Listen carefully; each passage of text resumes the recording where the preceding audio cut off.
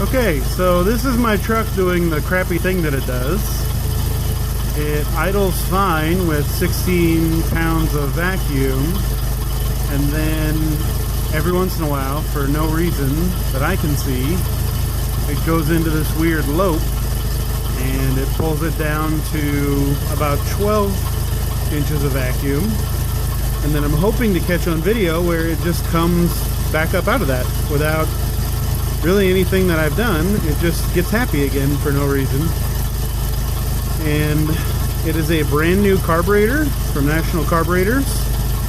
I have just done plugs, wires, cap, rotor, and it clearly still has this problem. I haven't even driven it yet. This was just while it was idling in the shop after I did the electrical stuff, and I am trying to figure out why it goes into this lope. I tried some brake cleaner and sprayed around some areas and couldn't seem to find a vacuum leak, but that was when it was at 16 inches on this vacuum gauge.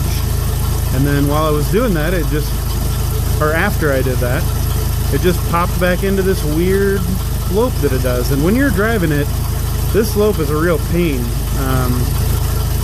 You got no power. All your power just goes away, and to the point it's hard to get the truck to even move.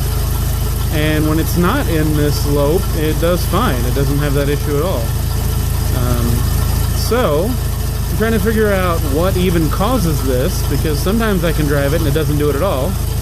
Sometimes I drive it and it does it, and like you're seeing right now, sometimes it does it even while it's just idling.